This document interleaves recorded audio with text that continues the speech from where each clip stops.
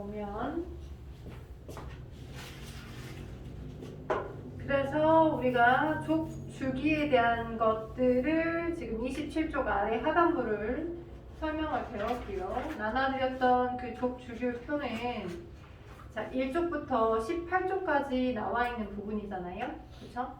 그리고 몇 가지 금속 원소를 일단 기억을 하긴 하셔야 되는데 크게 원소들은 금속 원소랑 비금속 원소로 나눌 수 있어. 원소의 화학적 성질에 따라서 금속 원소, 비금속 원소. 오케이? 그럼 우리가 한번 생각해보자.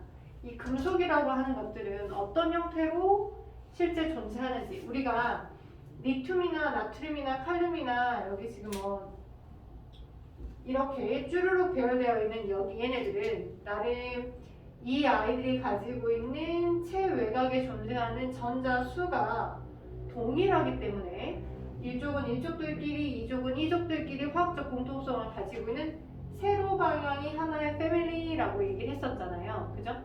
그런데 그 패밀리도 패밀리지만 전체적으로 조금 더 큰 이쪽이나 이쪽이나 13쪽의 일부 걔네들 각각들이 무엇을 금속 성질을 가지고 있는 거냐라고 얘기하냐면 어때 금이나 은이나 또는 뭐 철이나 그 뭐 이렇게 약간 알루미늄이나 뭐 이런 것들은 약간의 광택이 보이죠. 광택. 그런 광택이 뭐 때문에 생기는지 그 원소들이 어떻게 배치가 되어 있는지 한번 봐보려고 하는 거야. 오케이.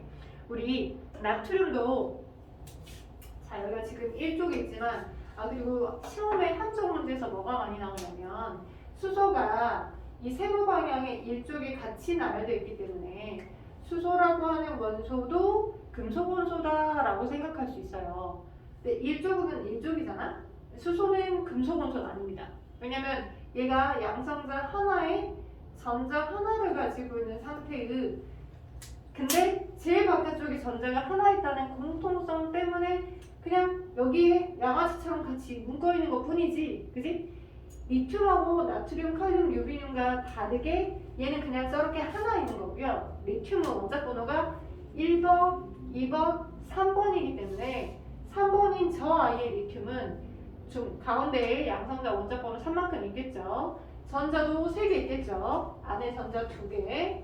이 첫 번째 껍질에 전자의 에너지 준위가 다 만족이 됐다면 마지막에 세 번째 전자가 들어가야 할 위치에, 그지? 뭐 중성의 상태를 이루고자 할 때 하나의 전자가 더 들어올 수 있잖아, 그지? 그 전자 세 번째 거가 이 안쪽에 안정화된 전자들의 궤도에는 더 이상 들어가지 못해. 전자 2개가 들어찼을 때 이미 청력이 2개들이 만들어내는 청력이 안정화가 돼버렸기 때문에.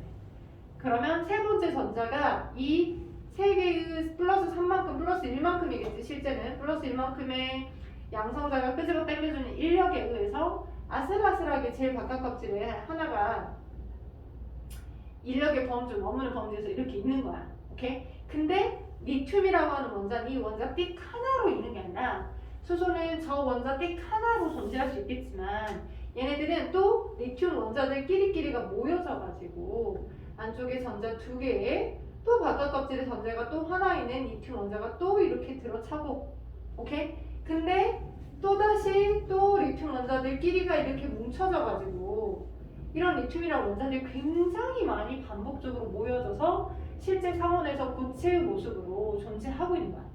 그런데 저 금속들은 주로 어떤 식으로 보관을 해야 하냐면 저 금속들은 벤젠인 유기용매야 그리고 갈색병에 보관을 해야 돼요. 갈색병. 왜 갈색병을 주로 보관을 시키게끔 하냐면 빛에너지 우리 뭐 지금은 빛광이 녹진 않아서 그지 막 이렇게 이렇게 얼굴이 탄다거나 얼굴이 화끈거린다거나 햇빛을 많이 받았을 때 그런 건 없잖아요. 근데 여름쯤에는 그 빛 에너지가 굉장히 높아서 그지 막 얼굴이 타는 것 같고 막 그럴 경우 있잖아요. 에너지야. 빛도 어느 정도 크면 에너지야. 센 에너지인데 그 에너지들이 얘네들의 어떠한 무엇을 변화시키게끔 하냐면 얘가 지금 중성의 상태의 원자들이잖아. 그지? 얘도 중성의 상태의 원자들인데 이 원자들이 계속 이렇게 반복적으로 존재한단 말이야. 원자들끼리가 안에 2개, 껍질 또 하나. 이렇게 또 안에 2개, 또 바깥 껍질 또 하나 이렇게. 오케이? 안에 2개, 또 바깥 껍질에 또 이렇게 하나. 이렇게 계속 반복적으로 존재할 때 이 세 번째 거의 양성자가 마지막에 전자를 붙잡고 있긴 있어. 근데 옆에 또 똑같은 리튬 원자가 또 있다 보니까 이 마이너스들끼리 서로 충돌하는 착력에 의해서 2개가 부딪히면 어떻게 돼? 너 마이너스야, 나도 마이너스야. 서로 밀어내. 야, 우리 가자. 야, 가자. 나가려고 했지만 어쩐가 이 애들이 끄집어 당기는 약간의 인력이 남아돌아서 나가려다가 말고 라고 하는 제일 바깥쪽의 저 전자들이 마치 둥실둥실 떠다니는 것처럼 자유전자의 흐름으로 이렇게 둥실둥실 떠다니고 있어. 오케이? 둥실둥실 떠다니고 있어. 이런 식으로. 오케이? 그래서 나가려다 말고 항상 이렇게 왔다리 갔다리 하는 형태처럼 두둥실 떠다니고 있다가 자 그런 상태들인데 만약에 뭐가 증가하게 되면 빛에너지가 들어오게 되면 오케이? 빛에너지가 들어오게 되면 이 빛에너지는 뭐야? 파장이죠. 진동수잖아요. 그래서 그 에너지에 의해서 이렇게 겨우겨우 이 양성자 인력에 의해서 마지막에 붙잡혀서 나가려다 말고 이렇게 왔다리 갔다리 하고 있는 상태에 에너지가 투입되어 들어와 버리니까 아예 바깥쪽에 있는 저 전자가 나가 버리는 거야. 나가서 자유도가 증가하면서 안녕 하고 떠나버려. 오케이? 그러면 중성의 이 리튬 원자가 아닌 상태가 돼버리는 거죠. 중학교 때 배웠죠? 뭐 배웠어요? 리튬이 전자가 2개 있고 바깥쪽에 전자가 하나 있었는데 그지? 아슬아슬한 인력으로 붙잡혀져 있지만 제일 바깥 껍질에 8개의 전자가 다 들어가져 있는 게 안정된 전자 배치잖아. 그지? 근데 지금 얘는 1개가 있잖아. 그치? 그러니까 누군가가 전자라고 하는 마이너스 띄분 아이를 마치 막 주사기에서 막 던져주는 것처럼 7개를 막 던져줬다. 그럼 7개가 들어와서 안정화가 될 수도 있는 거고. 오케이? 또는 제일 바깥쪽에 있는 저 전자를 버리면서 이 에너지 준위가 안정화될 수도 있죠. 그쵸? 그래서 이 리튬은 전자가 제일 바깥쪽에 하나 있는 저 리튬은 어떤 걸 선택할 수 있는 확률이 좀 높겠어요? 7개의 전자를 받아서 안정화될 수 있는 확률이 높을까? 제일 바깥쪽에 있는 전자 하나가 남아있는 저 하나를 버리면서 이 껍질이 없어지면서 안정화될 수 있는 확률이 높을까? 어떤 게 높겠어요? 하나를 버려버리면 안정화되기 쉽겠죠. 그래서 중성의 상태에 있었던 저 아이의 전자 하나가 버려지면서 오케이? 그리고 양성자 3개는 그대로인데 전자만 2개 있는 헬륨과 유사한 전자 배치가 되는 거잖아요. 이게 뭐였어? 얘가 전자를 잃게 된 걸 뭐였어? 이게 무슨 이유로 만들어지는 거야 지금 현재? 음이요? 뭐라고요? 지금 현재 만들어진 결과물이 음이온이 되는 거야, 양이온이 되는 거야? 전자를 잃었죠. 전자를 잃었죠. 양이온이죠. 중성의 상태에서 전자가 잃어졌기 때문에 결과적으로 플러스 성질이 더 도드라진 거잖아.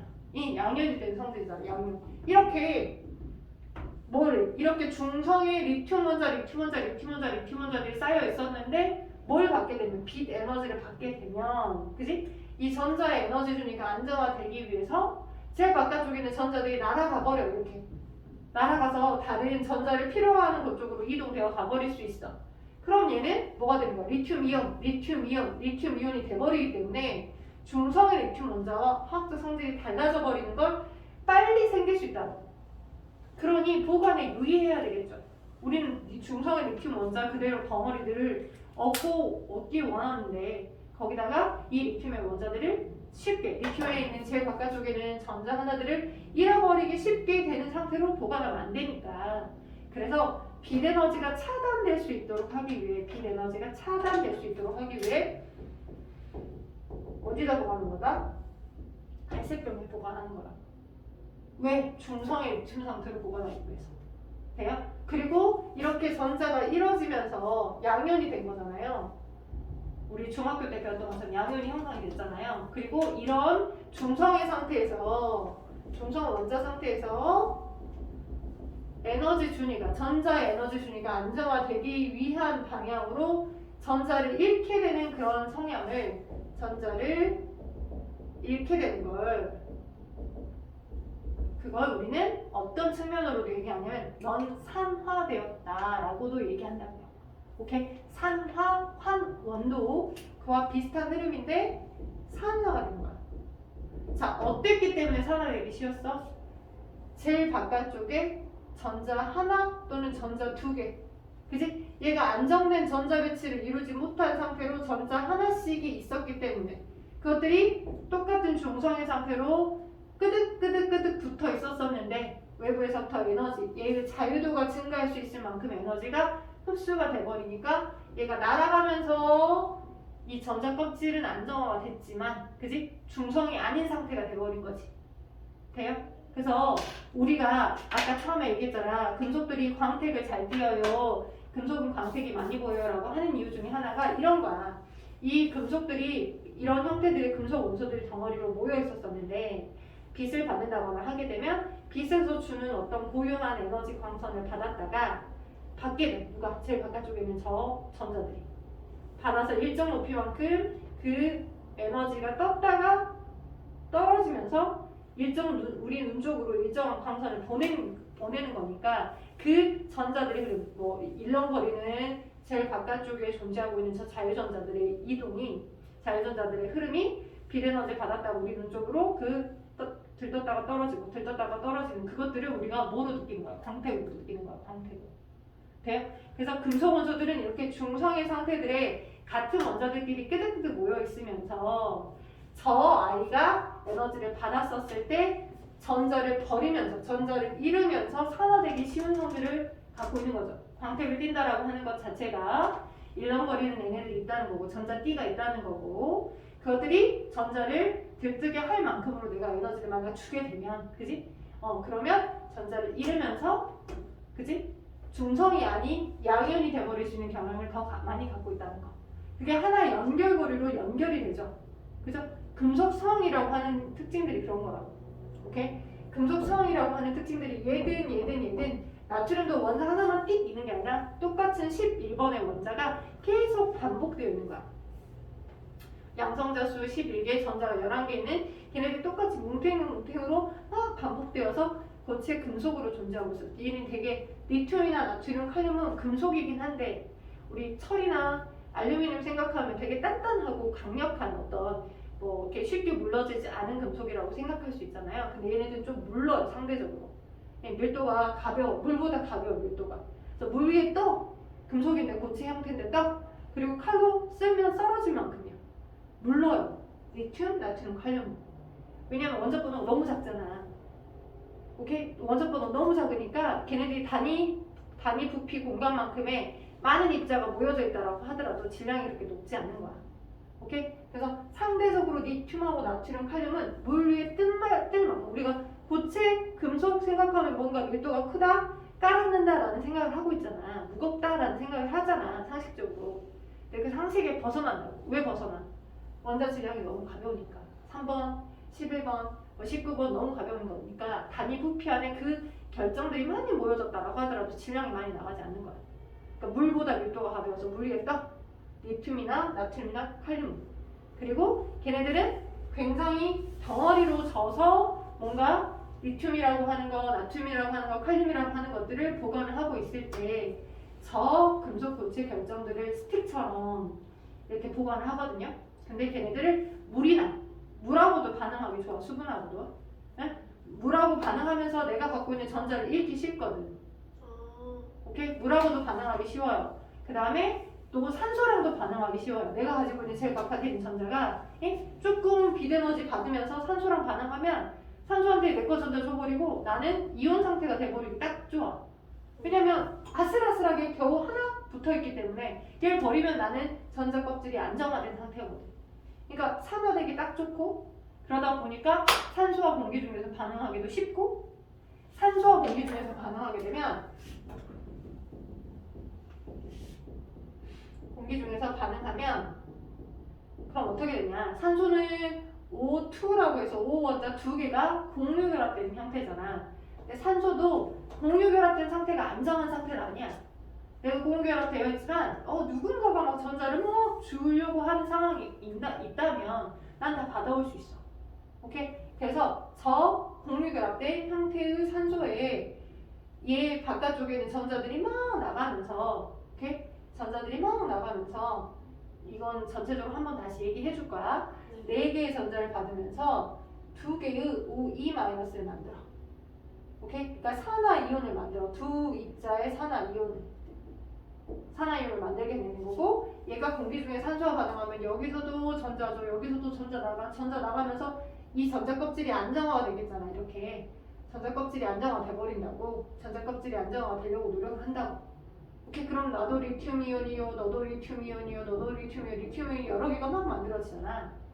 그런 리튬이온하고 여기서 만들어진 산화이온이 이렇게 결합하여서 이런 식의, 이게 아니라 이렇게 이런 상태의 산화 리튬을 만든다고. 화합물이 돼버린 거야, 쉽게. 산화 리튬, 산화 나트륨, 산화 칼륨 이런 형태로 이렇게. 오케이? 이거는 한번 다시 이온 결합하면서 다시 설명해 줄 거야. 이온 결합, 고온 결합까지 다 설명한 다음에 할 거야. 지금 현재는 금속의 전체적인 어떤 화학적 공통성에 대해서, 금속 원소들의 화학적 공통성에 대해서 얘기를 하는 것 뿐이야. 오케이? 금속 원자들이, 자 정리. 금속 원자들 똑같은 것들이 계속 반복해서 존재하려면 그 중성의 원자의 형태를 그대로 잘 보관하기 위해서 벤젠이나 갈색동에 보관해야 된다. 왜냐면 제일 바깥 껍질에 있는 얘 같은 경우는 전자 1개, 얘도 전자 1개, 얘도 전자 1개, 얘도 전자 1개. 그치? 이족 원소 같은 경우는 제일 바깥 껍질에 전자 몇 개겠어? 이족이니까. 제일 바깥 껍질에 전자 몇 개겠어? 얘는 원자번호 3번이고 얘가 4번이지? 그러니까 안쪽에 2개 있고 두 번째 껍질에 전자 몇 개 있는 거야? 2개. 얘도 전자 2개 있는 거지. 12번이니까. 네. 안쪽에 2, 바깥쪽에 8개. 그래서 10개 찾지만 12번이니까 또 세 번째 껍질에 2개 있잖아, 전자가. 그치? 그러니까 제일 바깥 껍질에 2개 전자씩이 막 이렇게 똑같은 마그네슘 원자가 많이 반복적으로 존재하는데, 근데 아리까리하게 그 전자들이 막 일렁일렁 거리고 있다고. 나가려다가 말고. 왜냐면 2개의 전자들끼리가 서로 충돌해서 청력에 의해서 부딪힐 때 올라가려다 말고 이런 일을 하고 있다고. 그런데 거기다 내가 비대응을 줘. 그러면 바깥쪽에 아슬아슬하게 인력에 의해서 붙잡혀 있는 저 전자가 나 나갈 거야 하고서 막 자유도가 증가해서 얘 또한 전자를 잃기 쉽죠. 그래서 얘 또한 전자를 잃기 쉬운 거죠. 그래서 양면이 되기 쉽잖아요.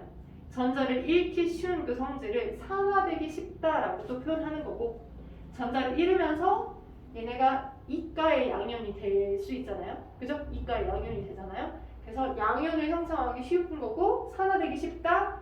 그게 우리는 뭐라고 한다? 금속의 특징이다라고 하는 거예요. 금속 원소의 특징. 그래서 누군가에게 전자를 줘버리면서 본인은 안정화되는 거고, 본인의 원자의 전자 껍질은 안정화가 되는 거고, 그죠? 상대적으로 전자를 얻으면서 안정화되기 쉬운 비금속 원소와 이렇게 화학적 결합을 형성해서, 만약 산소와 화학적 결합을 했다면 이걸 우리는 산화물이라고 하는 거고, 산화화합물, 그죠? 산소와 화학적 결합을 형성했다면 산화화합물이라고 하는 거고, 그지? 수소와 화학적 결합을 형성했다면 뭐 수소화합물이라고 하는 형태로 화합물을 잘 형성할 수 있는 거예요. 어떠면서 금속 원소는 전자를 상대방에게 주면서 전자를 잃으면서 이렇게 되기 쉽다라고 보시면 될 것 같아요. 오케이. 그래서 거기 지금 28쪽에 금속과 비금속, 금속은 대체로 주기율의 왼쪽에 28쪽 한번 봐봐. 28쪽. 금속은 대체로 주기율표의 왼쪽에 배열되어 있는 원소다라고 나와 있죠. 금속은 대체로 왼쪽에 배치되어 있는 원소다. 그죠? 근데 왼쪽에 이쪽 지금 내가 빨간색으로 체크해보면 리튬이나 나트륨이나 칼륨, 얘도 금속 원소고요. 네. 오케이. 베릴륨, 마그네슘, 칼슘, 스트론튬, 바륨도 다 금속 원소입니다. 그다음 알루미늄도 금속 원소야. 오케이. 이쪽은 비금속 원소들인데 알루미늄까지는 금속 원소고, 여기 사이에 지금 이 사이에 아마 주기율표 거기를 가보시면 칼슘에서부터 여기에 약 이쪽은 3조, 여기도 3조, 4조, 5조에서 총 여기 3조부터 12조까지의 우리가 흔히 전형적인 금속의 성질은 아니지만 약간 변칙적인 금속의 성질을 가지고 있다라고 해서 전이 금속들이 모여 있어요. 3조부터 12조는 무슨 금속? 전이 금속. 그죠? 거기다 체크해봐야 돼요. 나눠줬던 주기표 여기서부터 여기까지 사이에 해당하는 전이 금속이에요. 전이 금속. 다요? 네, 3조부터 12조 거기 전체까지 전이 금속. 왜 전이 금속이라 하냐고 전형적인 형태는 아니다. 방금 내가 빨간색으로 체크해준 1쪽에는 해당하는 애, 2쪽에 해당하는 얘, 13쪽에 해당하는 얘네들까지는 전형적인 형태의 금속이라 전형 금속이라고 표현하긴 합니다.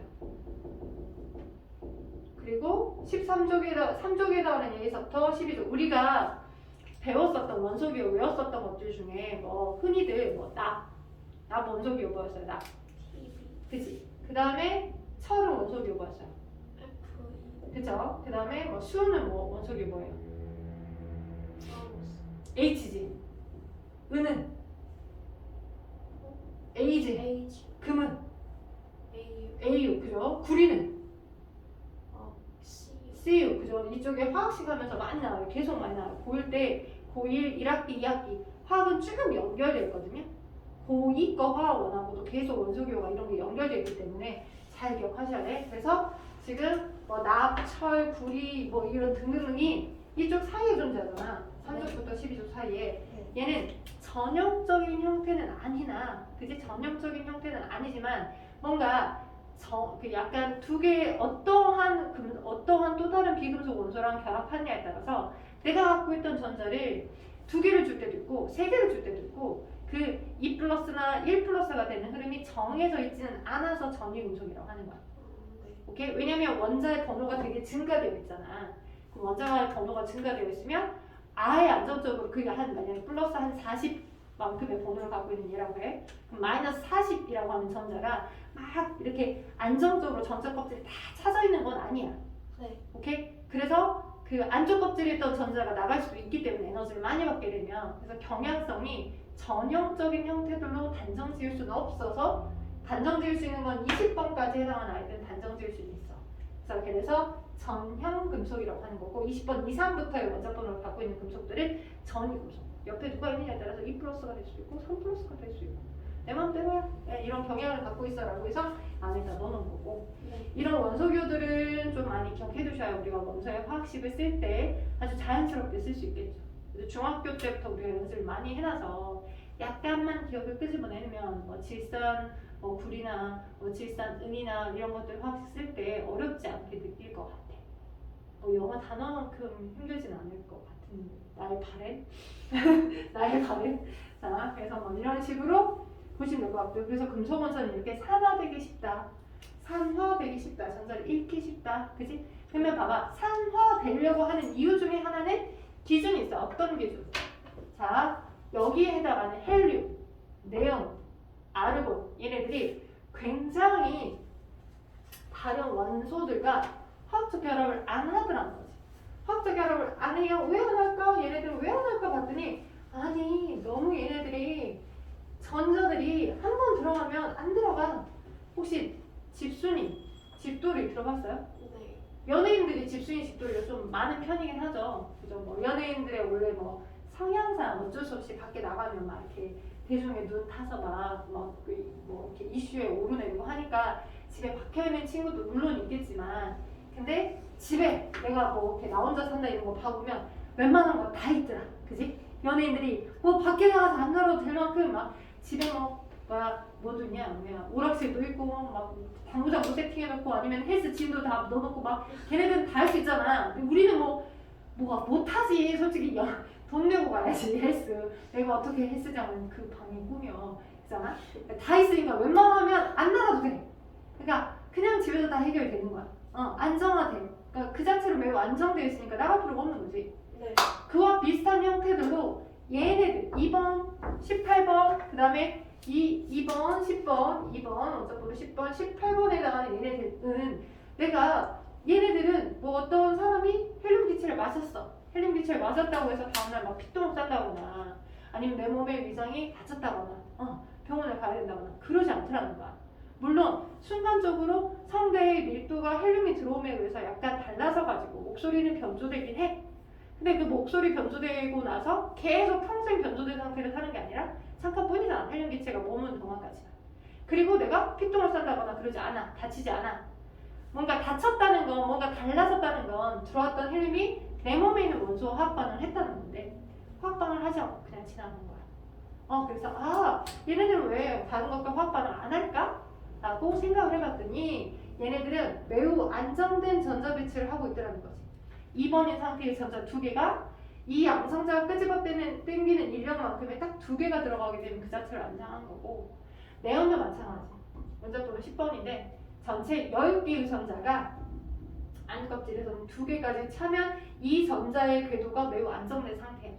거기에 두 번째 껍질의 전자가 8개까지 차게 됐었을 때는 다른 것은 8개가 아닐 경우는 불안정한데 8개가 차면 매우 안정되더라는 거지.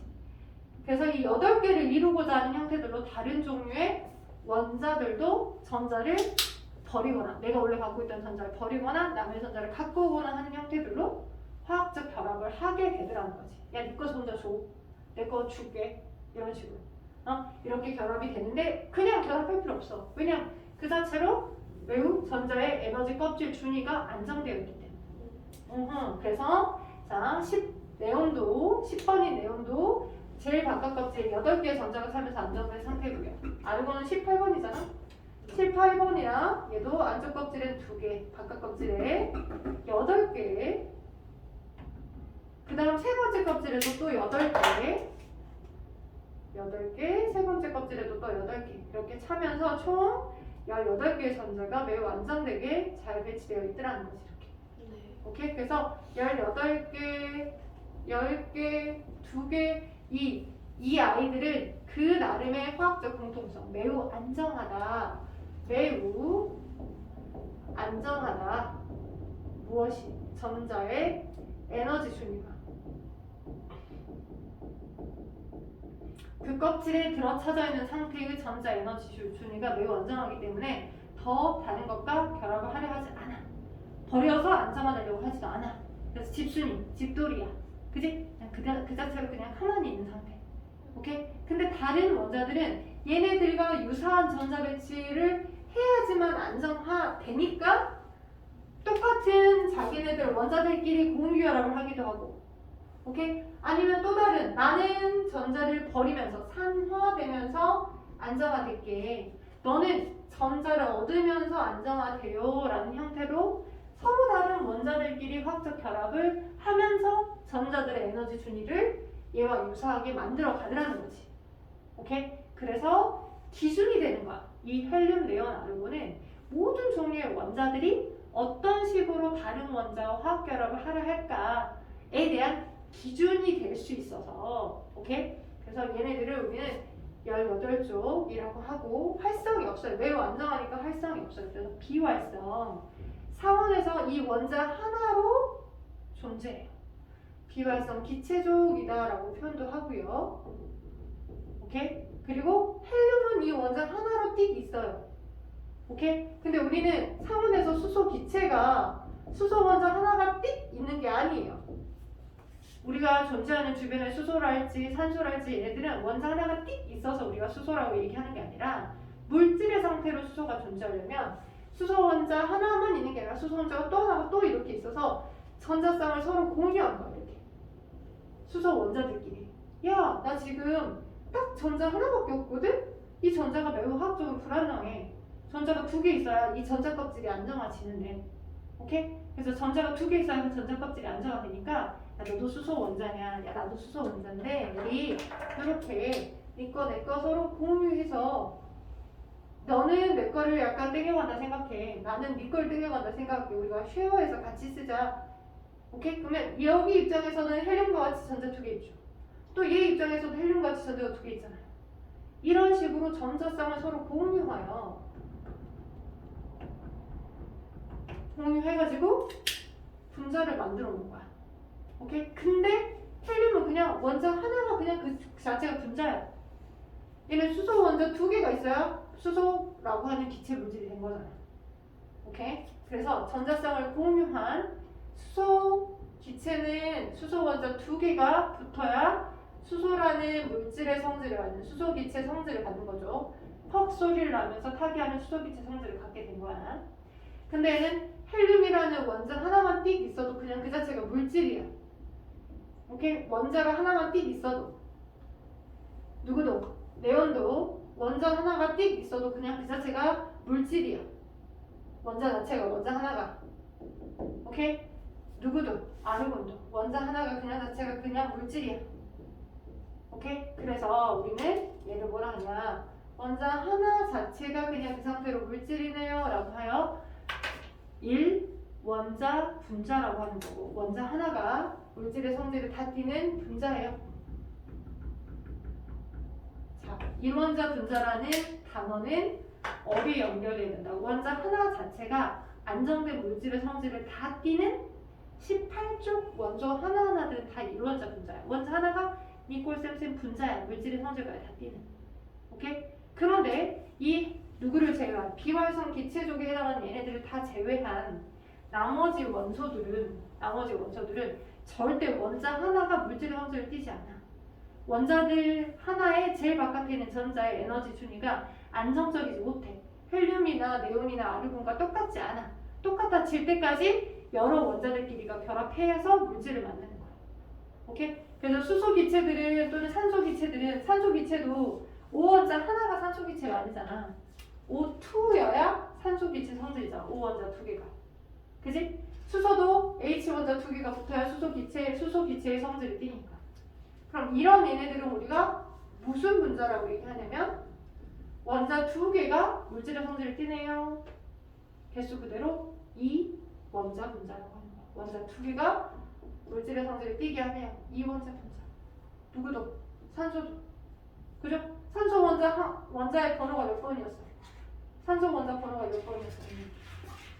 산소요? 네, 산소요. 10번? 10번? 이거는 수헬, 리베, 분신노마. 8번이지, 8번. 10번이랑 8번을 헷갈리는데. 근데 여기가 10번이야. 기억해두면 쉬워. 2번, 10번, 8번. 오케이?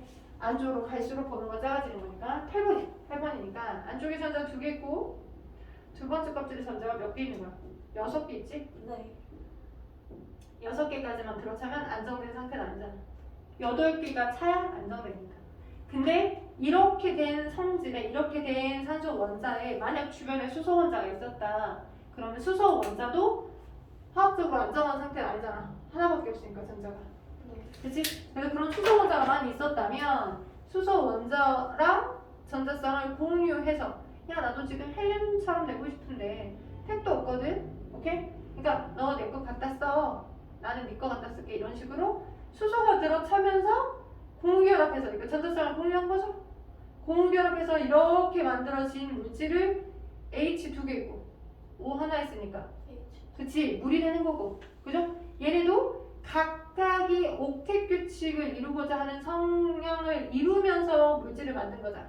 네. 그쵸? 근데 나도 전자가 부족했어, 니도 전자가 부족했어, 니도 전자가 부족했는데 전자들이 서로 부족하니까 옥텟 규칙을 맞추고자 싶었는데 서로 부족했으니까 서로 부족한 상태들을 서로 공유하면서 만든 거라 이렇게 비금속 원소끼리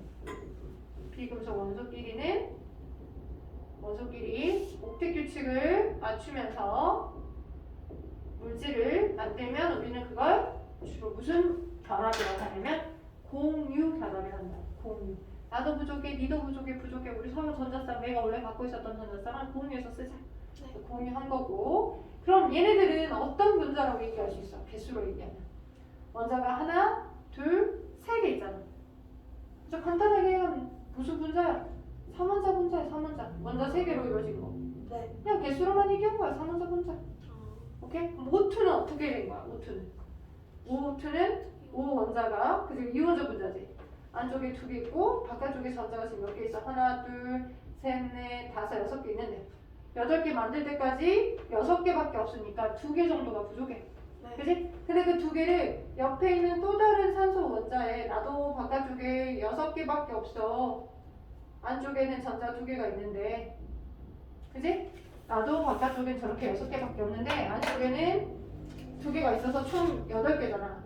2개, 하나, 둘, 셋, 넷, 다섯, 6개. 총 8개잖아. 근데 옥텟 규칙을 만들려면 바깥에 8개가 있는 게 맞는데 야 너랑 나랑 전자쌍 공유하자. 너도 나랑 전자쌍을 서로 공유하자 해서 이렇게 공유 결합된 전자쌍 2개로 이렇게 나도 옥텟. 왜냐면 하나, 둘, 셋, 넷, 다, 여, 일곱, 8개. 네. 맞죠? 또 너도 옥텟 하나, 둘, 셋, 넷, 다, 여, 일곱, 8개. 네. 이렇게 만든 게. 그러면서 얘는 5원자 2개가 공유 결합을 2번 한 거지. 그래서 공유 결합 개수에 따라서 공유 결합을 하긴 했는데 서로 같은 원자든 다른 원자든 공유 결합을 형성하긴 했는데 공유 결합 개수에 따라서 이중 결합을 했다라고 해서 이중 결합이라고 얘기하는 거야. 공유 결합에 따른 이중 결합. 그럼 삼중 결합도 있겠지. 그지? 옥텟 규칙을 전체 만들고자 했을 때 이 공유 결합을 3개 하는 경우가 있어. 자, 질소 N2. 질소 원자번호 몇 번이야? 7번. 질소는 원자번호 7번. 원자번호 7번인 그 아이가 플러스 7. 안쪽에 전자가 2개. 바깥쪽에 전자가 몇 개 있어? 5개 있죠? 그 5개 있는 걸 제가 이렇게 나타내볼게. 네. 그지? 근데 하나, 둘, 셋, 넷, 5개 있는데 이 5개들이 8개를 만족을 해야 안정되다라고 했었지. 네. 그지? 그래서 8개를 만족하려면 3개가 필요해. 근데 그 3개를 이 질소라는 원소가 만약 상대적으로 야! 내 거 다 줄게! 너 다 써! 막 전자를 버려버리는 금속과 반응했다면 네. 금속이 아까처럼 양이온이 되면서 던져줬던 그런 전자들을 이온 결합하면서 N3-를 만들 수도 있고요. 네. 음이온을 만들 수도 있는 거고요. 또는 그런 아예 내 전자를 다 갖다 써라고 하는 것이 아니라 야 나도 전자 부족해. 예? 나도 옥텟 규칙을 만족할 때 전자가 부족한데 너도 부족하네? 우리 서로 부족한 애들끼리. 여기는 일방적이잖아. 나는 버려야 안정화되는 거고 너는 받아야 안정화되는 거니까 이런 금속 원소와 비금속 원소들끼리 결합하는 경우는 금속은 전자를 잃으면서 양이온이 되면서 그냥 여기 있던 전자를 비금속에 주로 주는 거죠. 그러면 전자를 얻으면서 안정화되는 거고. 네. 이런 식의 금속 원소와 비금속 원소끼리는 난 양이온이 될게, 넌 음이온이 돼 하는 식으로 결합이 되는 거고요. 난 양이온이 될게, 넌 음이온이 돼 하는 식으로 이온 결합 형태로 결합이 되는 거고. 네. 비금속 원소들끼리 이 N이라고 하는 원자들이 또 여러 개가 있었다라고 하자. 그럼 나도 원자 번호 7번이야. 제일 바깥쪽에 나도 지금 5개밖에 없거든. 그러면 나도 8개를 만들고 싶은데 야 그러면 하나, 둘, 셋. 야 이렇게 공유하자. 이렇게도 공유하자. 이렇게도 공유하자. 그럼 이렇게 입장에서는 몇 개 있어? 하나, 둘, 셋, 넷, 다섯, 여섯, 일곱, 8개. 네. 옥텟 규칙 된 거고 저쪽 입장에서도 마찬가지로 하나, 둘 이렇게 나눠서 보면 하나, 둘, 셋, 넷, 다섯, 여섯, 일곱, 8개 되잖아. 대신에 공유결합 하나, 둘, 3개를 한 거죠. 공유결합. 네. 그죠? 그래서 공유결합 수에 따라서 나는 삼중결합을 형성했네. 이렇게 나타낼 수 있다. 또는 루이스 전자점식으로는 하나, 둘, 셋, 하나, 둘, 셋 이렇게 해서 이런 식으로 나타낼 수 있어. 오케이. 제일 바깥쪽에는 원래 공유하나 비공유 전자쌍을 놔두고 안쪽에는 공유된 전자쌍 수를 연결해서 이걸 딱 봐도 어떻게 되어 있다라고 볼 수 있어요. 오케이. 그래서 오늘 개념은 금속성과 비금속성의 특징에 대한 전체적인 설명을 했고요. 네. 금속은 옥텟 규칙을 만족하고자 할 때 전자를 잃으면서 안정화가 되기 쉽고, 네. 그리고 비금속 원소들 여기 BCNOF 규소, 인, 황, 염소까지는 전자를 얻으면서 안정화가 되기 쉬운데 비금속 원소들끼리는 서로 전자쌍을 공유하는 고분결합 형태들이 형성이 될 거고, 금속 원소와 비금속 원소는 야 금속 원소는 야 나 다 가져. 그러면서 나는 양이온이 돼. 그지? 그리고 비금속은 얻으면서 음이온이 돼. 그런 음이온과 양이온들끼리가 붙어서 형성된 이온 결합의 형태로 만들어지더라. 중성 상태는 이온 결합 형태가 만들어지는 경향성과 금속 원소들끼리, 금속 원소가 아니라 비금속 원소들끼리 공유결합 물질이 만들어지는 경향성은 전체 공통적으로는 저 옥텟 규칙을 형성하고자 하는 거라. 네. 그래서 세부적으로 선생님이 뭐 이온결합 물질의 특성, 공결합 물질의 특성을 다음 시간에 31쪽을 조금 더 디테일하게 얘기를 하면서 전체 흐름을 잡아줄게. 전반적으로 31조 위에 화학결합의 원리에 비활성 기체에 대한 성질을 설명했고 옥텟 규칙을 설명했거든요. 그래서 우리 아진이가 복수 개념으로 우리가 다음 주 일요일날 또 볼 거잖아. 네. 복수 개념으로 36조하고 네. 36쪽에는 1번부터 37쪽에 있는 8번까지 한번 해왔으면 좋겠어. 8개. 오케이? 시험 풀수 있을까요? 예, 한번 내용을 복습 한번 하시고 손 댈 수 있는 부분까지 한번 배워주시면 좋겠어요. 네. 네, 고생했어요. 네. 애써네.